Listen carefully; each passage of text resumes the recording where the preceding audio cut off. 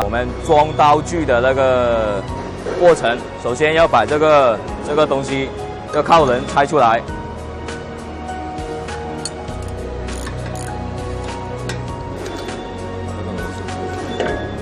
然后装上刀具。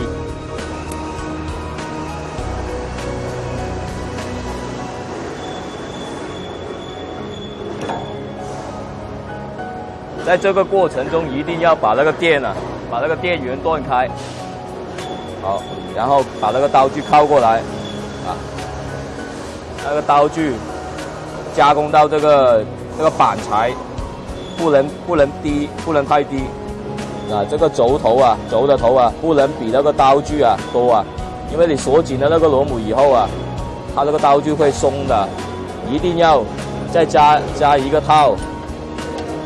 一定要像这样加多一个套，要超出，要电那个套要超出了，超出这个轴头，把那个螺丝，保证那个螺丝压紧那个刀具，然后我们就开始压紧刀具。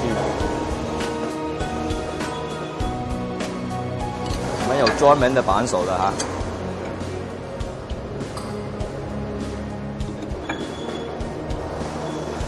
锁紧以后，把这个靠人装回去，还有这里要卡到这里来，看到没有？啊，然后把这个螺丝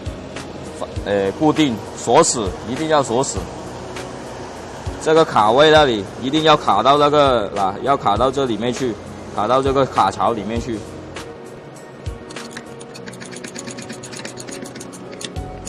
好，这个装刀环节就完成了。